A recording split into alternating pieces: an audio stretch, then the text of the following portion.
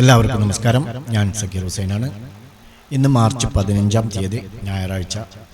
അങ്ങനെ 2 ദിവസത്തെ അവധിയൊക്കെ കഴിഞ്ഞ് നാളെ നമ്മൾ വീണ്ടും മാർക്കറ്റിലേക്ക് പ്രവേശിക്കാനിരിക്കുകയാണ്. പക്ഷേ മാർക്കറ്റിനെ കാത്തിരിക്കുന്നത് വീണ്ടും ഒരുപാട് നെഗറ്റീവ് ന്യൂസുകളാണ്. അടുത്ത ആഴ്ച മാർക്കറ്റ്, പ്രത്യേകിച്ച് നിഫ്റ്റി എങ്ങോട്ട് പോകുമെന്നുള്ളത് നോക്കാം. എല്ലാ സെക്ടറുകളും ഡൗണാണ്. ഡിഫൻസ് ഒഴികെ എല്ലാം ഡൗണിലാണുള്ളത്. അതുപോലെ തന്നെ mid cap, small cap, large cap, micro cap എല്ലാം വളരെയധികം ഫാളായി. അതുപോലെ തന്നെ നിഫ്റ്റി 5.5% കഴിഞ്ഞ ആഴ്ച മാത്രം ഫാളായത്. ബാങ്ക് നിഫ്റ്റി, സെൻസെക്സ് എല്ലാം തന്നെ സമാനമായ രീതിയിലാണ് താഴത്തേക്ക് പോയിരിക്കുന്നത്. അടുത്ത ആഴ്ചയിലെ പ്രധാനപ്പെട്ട weekly base support and resistance ഏതൊക്കെയാണ്? റെസിസ്റ്റൻസ് എന്ന് പറയാനില്ല, ഒരുപക്ഷെ ഏതെങ്കിലും പോസിറ്റീവ് ന്യൂസുകൾ വന്നാൽ നമുക്ക് റെസിസ്റ്റൻസ് വെക്കണമല്ലോ, അതുകൊണ്ടാണ് റെസിസ്റ്റൻസ് എന്നുള്ളത്. പക്ഷേ ഇപ്പോഴത്തെ നിലവിലെ സാഹചര്യം വെച്ച് നോക്കുമ്പോൾ മാർക്കറ്റ് വീണ്ടും താഴത്തേക്ക് പോകാൻ തന്നെയാണ് നിൽക്കുന്നത്. ഓക്കെ, മാർക്കറ്റ് വിശേഷങ്ങളിലേക്ക് പോകുന്നതിന് മുമ്പ് നിങ്ങൾ ഞങ്ങളുടെ ചാനൽ സബ്സ്ക്രൈബ് ചെയ്തില്ലെങ്കിൽ ഈ നിമിഷം തന്നെ സബ്സ്ക്രൈബ് ചെയ്ത് ഞങ്ങളോടൊപ്പം സപ്പോർട്ട് ചെയ്യുക. അതുപോലെ തന്നെ വീഡിയോ ഒന്ന് ലൈക്ക് ചെയ്യുക. കൂട്ടത്തിൽ ഞങ്ങളുടെ ടെലഗ്രാം ഫ്രീ ചാനലുണ്ട്, താഴെ ഡിസ്ക്രിപ്ഷനിൽ ലിങ്കുണ്ട്, താല്പര്യമുള്ളവർക്ക് ജോയിൻ ചെയ്യാം. ആദ്യമായി 15 ദിവസം കഴിഞ്ഞിരിക്കുകയാണ്, അതായത് 3ാമത്തെ ആഴ്ചയിലേക്ക് കാലെടുത്ത് വെച്ചിരിക്കുന്നു. ഇറാനും ഇസ്രായേലും തമ്മിലുള്ള യുദ്ധം കഴിഞ്ഞ ഫെബ്രുവരി 28-നാണ് സ്റ്റാർട്ട് ചെയ്തത്. ഇന്ന് മാർച്ച് 15 ആയി. ഏകദേശം 17 ദിവസം കഴിയാറായി. കൂടുതൽ രൂക്ഷമായി കൊണ്ടിരിക്കുകയാണ് എന്നല്ലാതെ യാതൊരുവിധ സമാധാനവും വരുന്ന രൂപത്തിലുള്ള ഒരു വാർത്തകളും ലോകത്തിൻ്റെ ഏത് ഭാഗത്തു നിന്നും വരുന്നില്ല എന്നുള്ളതാണ് പ്രധാനമായും നോട്ട് ചെയ്യേണ്ട ഒരു കാര്യം. ഇപ്പോൾ ഇറാൻ പുറപ്പെടുവിച്ച കുറച്ച് കാര്യങ്ങൾ, അതായത് നമ്മുടെ രാജ്യത്തിൻ്റെ അല്ലെങ്കിൽ ലോകത്തിൻ്റെ തന്നെ എക്കണോമിയെ ബാധിക്കുന്ന, പ്രത്യേകിച്ചും ഒരു രാജ്യത്തിൻ്റെ എക്കണോമിയെ ബാധിച്ചു കഴിഞ്ഞാൽ അവിടുത്തെ ഓഹരി വിപണിയെ ബാധിക്കും. അപ്പോൾ നമ്മളെല്ലാം തന്നെ മാർക്കറ്റിൽ സജീവമായവരാണ്. അതുകൊണ്ടാണ് ഇത്തരം കാര്യങ്ങൾ നമ്മൾ പറയുന്നത്. യുദ്ധം നടന്നാൽ മാർക്കറ്റിന് എന്ത് സംഭവിക്കും, അല്ലെങ്കിൽ നമ്മുടെ സാമ്പത്തിക സ്രോതസ്സിന് എന്ത് സംഭവിക്കും എന്നുള്ളത് നമ്മൾ മനസ്സിലാക്കിയെടുക്കണം. ഇറാൻ ഒരു ന്യൂ സ്റ്റേറ്റ്മെൻറ്റ് കൊടുത്തിരിക്കുന്നത് അമേരിക്കയിലുള്ള IT കമ്പനികളെ അറ്റാക്ക് ചെയ്യുമെന്നുള്ളതാണ്. അമേരിക്കയിലെ IT കമ്പനികളെ അറ്റാക്ക് ചെയ്തു കഴിഞ്ഞാൽ അമേരിക്കയുടെ സാമ്പത്തിക നില തന്നെ വഷളാകുന്ന രൂപത്തിലാവും. അതോടൊപ്പം അമേരിക്കൻ IT കമ്പനികൾ എന്ന് പറയുമ്പോൾ നമ്മുടെ മാർക്കറ്റിലെയും ഇൻക്ലൂഡായിട്ടുള്ള IT സ്റ്റോക്കുകളാണ്. അതുകൊണ്ട് തന്നെ IT സെക്ടറുകൾക്ക് വീണ്ടും അതൊരു ക്രാഷ് ആവാനുള്ള സാധ്യതയിലാണ് കാണുന്നത്. മറ്റൊന്ന്, ഇറാൻ വർഷങ്ങളായിട്ട് പോഷിപ്പിച്ചെടുത്ത ഹൂത്തികൾ, യമൻ ആസ്ഥാനമായുള്ള ഈ ഹൂത്തി വിമതർ, അവരുകൂടെ ഈ യുദ്ധത്തിൽ പങ്കെടുത്തു കഴിഞ്ഞാൽ ഇപ്പോൾ നേരിട്ടുള്ള യുദ്ധത്തിൽ അവർ വിട്ടുനിൽക്കുകയാണ്. പക്ഷേ തങ്ങളുടെ വിരലുകൾ ട്രിഗറിലാണ് എന്നുള്ള ഒരു മുന്നറിയിപ്പ് അവർ ലോകത്തിന് കൊടുത്തിട്ടുണ്ട്. അപ്പോൾ ഈ ഹൂത്തികൾ യുദ്ധത്തിലേക്ക് നേരിട്ട് ഹാജരായ അതൊരു കേവലം ഇറാൻ ഇസ്രായേൽ തമ്മിലുള്ള പ്രാദേശിക യുദ്ധമായിരിക്കില്ല, മറിച്ച് ലോകത്തിൻ്റെ തന്നെ സാമ്പത്തിക ഭൂപടത്തെ മാറ്റിമറിക്കുന്ന പ്രത്യാഘാതങ്ങളാവും ഉണ്ടാക്കുക. അവർ ഈ യുദ്ധത്തിൽ സജീവമായ ലോകം നേരിടാൻ പോകുന്ന ഒരു പ്രധാന വെല്ലുവിളി എന്ന് പറയുന്നത് ബാബ് അൽ മന്ദേബ് എന്ന് പറയുന്ന കടലിടുക്ക് അടയ്ക്കുമെന്നുള്ളതാണ്. നിലവിൽ സ്ട്രെയിറ്റ് ഓഫ് ഹോർമുസ് തന്നെ ഇപ്പോൾ ക്ലോസ് ചെയ്ത സ്ഥിതിക്ക് ഈ ഒരു ബാബ് അൽ മന്ദേബ് എന്നുള്ള കടലിടുക്കൂടെ ക്ലോസ് ചെയ്ത് കഴിഞ്ഞാൽ അത് ലോകത്തിലെ തന്നെ ഏറ്റവും പ്രധാനപ്പെട്ട 2 ജലപാതകളെ ഒരേ സമയം ശ്വാസം മുട്ടിക്കുന്നതിന് തുല്യമായിരിക്കും.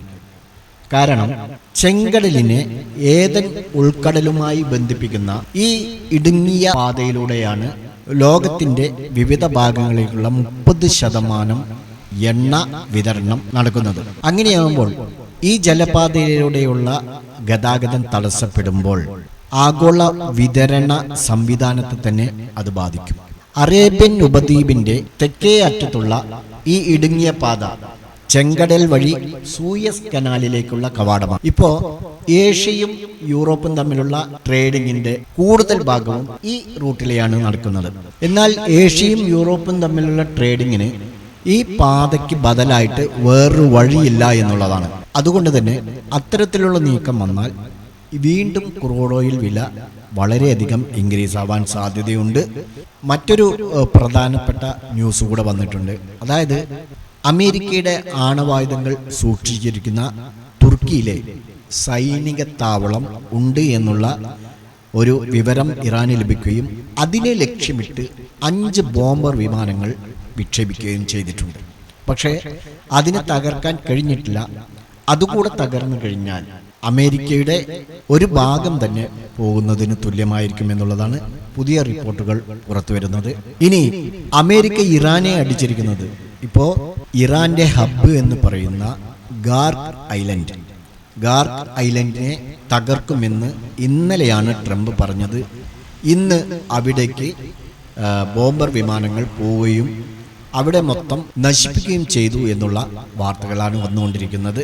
ലോകത്തിനാവശ്യമായ എണ്ണയുടെ 30% വരുന്നത് ഗാർക്ക് ഐലൻഡിൽ നിന്നാണ്. ഈ ചെറിയ ദ്വീപിൽ ഇപ്പോൾ നിലവിൽ 18 മില്യൺ മുതൽ 20 മില്യൺ ബാരൽ വരെ സ്റ്റോക്ക് ഉണ്ട് എന്നാണ് പറയുന്നത്. പ്രതിദിനം 5 മില്യൺ ബാരൽ എണ്ണയാണ് അവിടെ ഉൽപ്പാദിപ്പിക്കുന്നത്. അത്തരത്തിലുള്ള ആ ദ്വീപ് തകർന്നു കഴിഞ്ഞാൽ അത് ഇറാന്റെ നെഞ്ച് തകർത്തതിന് തുല്യമാണ്. അതുകൊണ്ട് തന്നെ ഇറാൻ ഉടനടി പകരത്തിന് പകരം എന്നുള്ള രീതിയിൽ UAE-യിലെ ഫുജൈറ തുറമുഖം ആക്രമിച്ചിരിക്കുകയാണ് ഇറാൻ.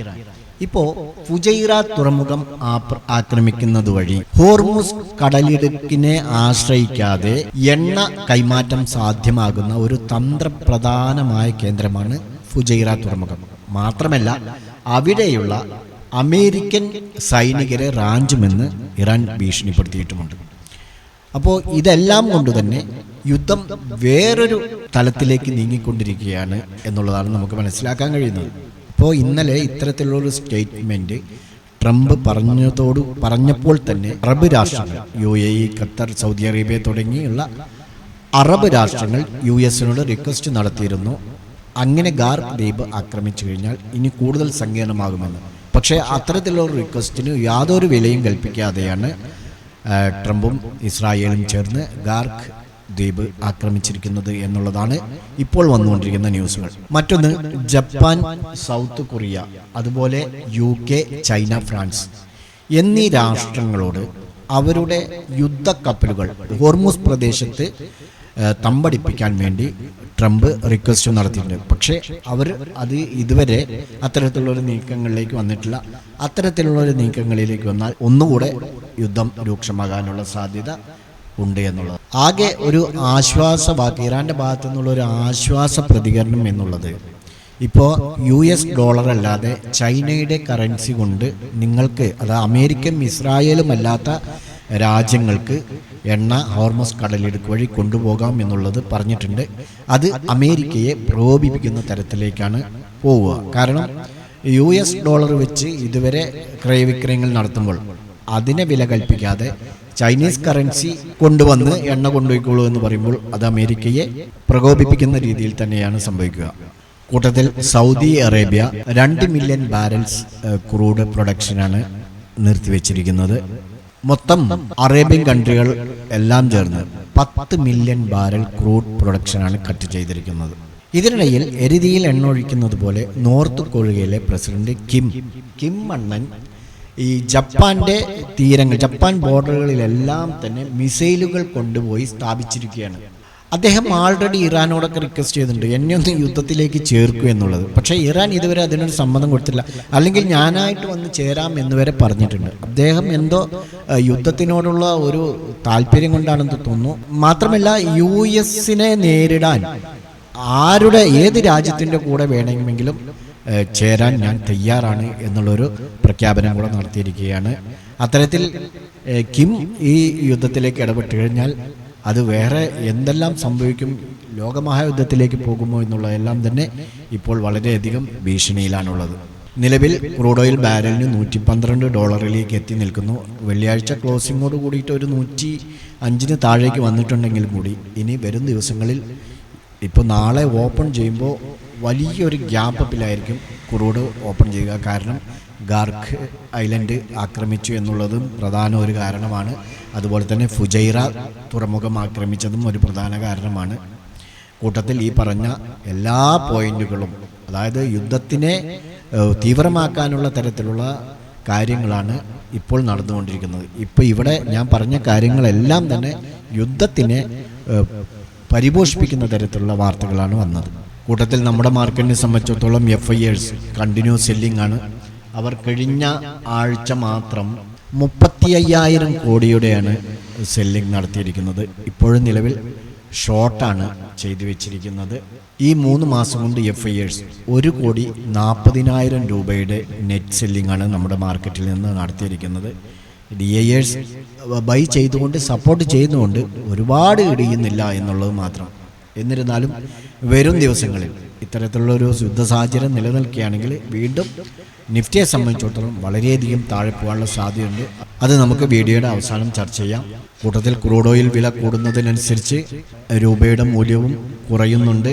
92.47 ഹൈ ക്രിയേറ്റ് ചെയ്തിരിക്കുന്നത്. യുദ്ധം മുറുകുന്ന സാഹചര്യത്തിൽ അത് 100ലേക്ക് വരെ താഴാനുള്ള സാധ്യതയുണ്ട് എന്നുള്ളതാണ്. കഴിഞ്ഞ ആഴ്ച സെൻസെക്സ് 4,350 പോയിന്റാണ് ഇടിഞ്ഞിരിക്കുന്നത്. 5.5%, 74,563 അതുപോലെ നിഫ്റ്റി 5.31% ഇടിഞ്ഞിരിക്കുന്നത്. 1,300 പോയിന്റ്, 23,150 സെറ്റിൽഡ് ആയിരിക്കുന്നു. Small cap 3.6%, large cap 5%, mid cap 4.5%. Sector vice നോക്കുകയാണെങ്കിൽ ആട്ടോ 7%, PSU ബാങ്ക് 7.5%, അതുപോലെ private bank 7%, metal and media each 6%. എല്ലാം ഡൗണിലാണ് ക്ലോസ് ചെയ്തിരിക്കുന്നത്.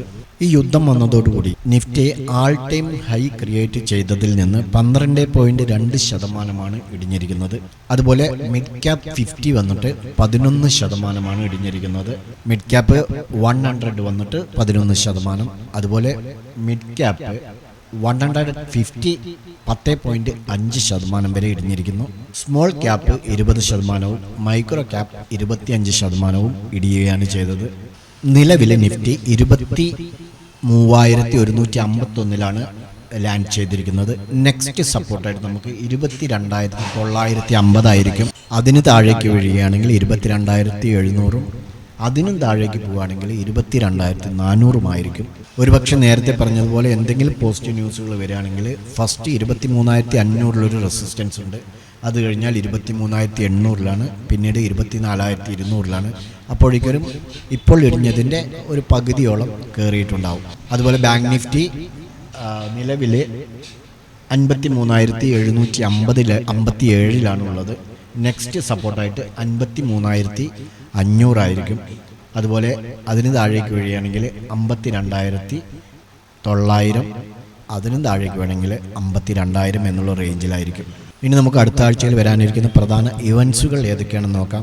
പ്രത്യേകിച്ച് ഇവൻസുകളൊന്നും ഈ ഒരു വാർ ടൈമിൽ റിഫ്ലക്റ്റ് ആവില്ല. എന്നിരുന്നാലും ചിലത് നമ്മൾ ശ്രദ്ധിച്ചേ മതിയാവും. സ്ക്രീനിലേക്ക് പോകാം. നാളെ മൺഡേ March 16 12 PM ഇന്ത്യയിൽ നിന്ന് ഹോൾസെയിൽ പ്രൈസ് ഇൻഫ്ലേഷൻ വരുന്നുണ്ട്. ഇയർ ഓൺ ഇയർ 1.8% ആണ്.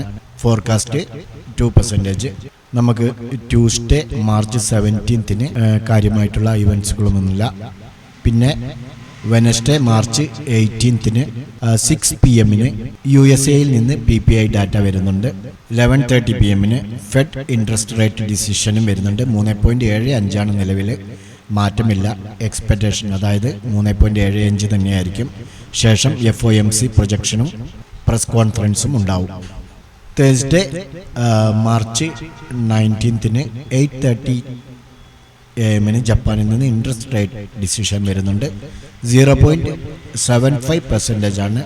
എക്സ്പെക്റ്റേഷനും അത് തന്നെ 0.75%. 12:30 PM ഇംഗ്ലണ്ടിൽ നിന്ന് അൺഎംപ്ലോയ്മെൻറ്റ് ഡാറ്റ വരുന്നുണ്ട്. മാത്രമല്ല 3:30 PM ഇംഗ്ലണ്ടിൽ നിന്ന് ഇൻട്രസ്റ്റ് റേറ്റ് ഡിസിഷൻ വരുന്നുണ്ട്. 3.75% എക്സ്പെക്റ്റേഷനും അത് തന്നെയാണ്, മാറ്റമില്ല. പിന്നീട് 6:45 PM ECB interest rate decision 2.15 നിലവിൽ. എക്സ്പെക്റ്റേഷൻ 2.15 തന്നെയാണ്. 6:45 PM ECB interest rate decision ഉണ്ട്. 2.15 എക്സ്പെക്റ്റേഷനും അത് തന്നെയാണ്, മാറ്റമില്ല. അപ്പോൾ പ്രത്യേകം ശ്രദ്ധിക്കേണ്ടത് ജപ്പാനിൽ നിന്ന് ഇൻട്രസ്റ്റ് റേറ്റ് ഡിസിഷൻ വരുന്നുണ്ട്. അതുപോലെ ഇംഗ്ലണ്ടിൽ നിന്ന് ഇൻട്രസ്റ്റ് റേറ്റ് ഡിസിഷൻ വരുന്നുണ്ട്. പിന്നെ ഫെഡ് ഇൻട്രസ്റ്റ് റേറ്റ് ഡിസിഷനും വരുന്നുണ്ട്. ഈ 3 കാര്യങ്ങൾ പ്രത്യേകം ശ്രദ്ധിക്കുക. നിഫ്റ്റിയുടെ 1 ഡേ ടൈം ഫ്രെയിമാണ്. നിലവിൽ 23,151 ക്ലോസ് ചെയ്തിരിക്കുന്നത്. നമുക്ക് നെക്സ്റ്റ് സപ്പോർട്ട് എന്ന് പറയുന്നത് ഈ ഒരു റെഡ് ക്യാൻഡലിൻ്റെ ബോട്ടം ബോഡി നമ്മൾ നോക്കുകയാണെങ്കിൽ 22,900. ഓക്കെ, ഫസ്റ്റ് സപ്പോർട്ടായിട്ട് വീക്ക്ലി ബേസ് 22,900. അതിന് താഴേക്ക് വരികയാണെങ്കിൽ ഈ ഒരു 22,700 ഈ ഒരു ഡെയിലി ക്യാൻഡിലിൻ്റെ ബോട്ടം. ഓക്കെ, അതിനും താഴേക്കൊക്കെ വീഴുകയാണെങ്കിൽ 22,500, 22,430, 400 എന്ന് വെച്ചോളൂ. 22,400 to 450. ഓക്കെ, ഈ ഒരു റേഞ്ചിൽ ഒരു സ്ട്രോങ് സപ്പോർട്ടായിരിക്കും. അതിനും താഴേക്കൊക്കെ വീഴുകയാണെങ്കിൽ ഈ 22,000 ആ റേഞ്ചിലേക്കൊക്കെ വരാനുള്ള സാധ്യത. ഫസ്റ്റ് 22,300, അതിന് താഴെ 22,000 എന്നുള്ള റേഞ്ചിലേക്കൊക്കെ നിഫ്റ്റി വീഴാനുള്ള സാധ്യത നമുക്ക് തള്ളിക്കളയാനില്ല. ബൈ ചാൻസ് മുകളിലേക്കാണെങ്കിൽ ഇതിൻ്റെ ടോപ്പ് 23,470, 23,500. ഓക്കെ, 23,500 കഴിഞ്ഞാൽ 23,800. അതിനും മുകളിലേക്ക് വരികയാണെങ്കിൽ 24,000, 24,200. ഓക്കെ, അപ്പോഴേക്കൊക്കെ ഇപ്പോൾ ക്രാഷ് ആയതിൻ്റെ 50% റിക്കവർ ആയിട്ടുണ്ടാവും. പക്ഷേ ഇതിനുള്ള സാധ്യത അടുത്ത ആഴ്ച ഇല്ല എന്നുള്ളത് പ്രത്യേകം ഓർമ്മിക്കുക. ബാങ്ക് നിഫ്റ്റി 53,757 ഇപ്പോൾ ഉള്ളത്. ഇമ്മീഡിയറ്റ് സപ്പോർട്ട് എന്ന് പറയുന്നത് 53,500. ഇവിടെ ഒരുപാട് തവണ ഡെയിലി ക്യാൻഡിലിൽ നോക്കുകയാണെങ്കിൽ സപ്പോർട്ട്, ഒരു സ്ട്രോങ് സപ്പോർട്ടാണ് 53,500 എന്നുള്ളത്. അതിന് താഴേക്ക് വീഴുകയാണെങ്കിൽ ഇവിടെ നോക്കിയാൽ മതി 53,100. ഓക്കെ, 53,100 താഴേക്ക് വീഴുകയാണെങ്കിൽ 51,800. അതിനിടയ്ക്ക് ചെറിയൊരു സപ്പോർട്ടുണ്ട് 52,400, 500 ആ റേഞ്ചിൽ. അപ്പോൾ 51,800 വരെ ബാങ്ക് നിഫ്റ്റിയും 22,000 വരെ നിഫ്റ്റിയും അടുത്ത ആഴ്ച വരാനുള്ള സാധ്യത വളരെ വളരെ കൂടുതലാണ് എന്നുള്ളത് ഓർമ്മയിലിരിക്കട്ടെ. അതുപോലെ ഇൻവെസ്റ്റ് ചെയ്യാനുള്ള സമയമായിട്ടില്ല. യുദ്ധത്തിൻ്റെ ഏകദേശ പരിസമാപ്തി ആയി എന്ന് തോന്നുകയാണെങ്കിൽ ETF-ലൊക്കെ, അതായത് നിഫ്റ്റി ബീസോ ഗോൾഡ് ബീസോ അതിലൊക്കെ ഇൻവെസ്റ്റ് ചെയ്യാം. ഗോൾഡ് ബീസിനേക്കാളും നല്ലത് നിഫ്റ്റി ബീസായിരിക്കും. അതുപോലെ സിൽവർ ബീസ് പോലുള്ള ETF അല്ലെങ്കിൽ ലോങ് ടേം മ്യൂച്വൽ ഫണ്ടുകളൊക്കെ ആയിരിക്കും നല്ലത്. നിഫ്റ്റി നെക്സ്റ്റ് 50-ലൊക്കെ ഇൻവെസ്റ്റ് ചെയ്യാം. ഓക്കെ, ഏതായിരുന്നാലും മാർക്കറ്റ് ഇനിയും എത്ര ക്രാഷ് ആവും എന്നുള്ളതൊന്ന് നമുക്ക് കണ്ടറിഞ്ഞതിന് ശേഷം ആ ഒരു പ്ലാനൊക്കെ ചെയ്താൽ മതിയാവും. നാളെ പ്രത്യേകിച്ച് ഇൻട്രാഡേ ലെവലിൽ പറയുന്നില്ല. കാരണം നാളെ ഏത് തരത്തിലുള്ള ഗ്യാപ്പ് ഡൗൺ ആയിരിക്കും എന്നുള്ളത് നമുക്ക് പ്രവചിക്കാൻ പറ്റാത്ത ഒരു സാഹചര്യമാണുള്ളത്. അതുകൊണ്ട് തന്നെ നമുക്ക് മറ്റന്നാളേക്ക് നോക്കാം. ശ്രദ്ധിച്ച് ട്രേഡ് എടുക്കുക, അല്ലെങ്കിൽ തൽക്കാലം ട്രേഡിങ്ങിൽ നിന്ന് വിട്ടു നിൽക്കുക. മറ്റൊരു വീഡിയോയുമായി വീണ്ടും കാണാം. ബൈ.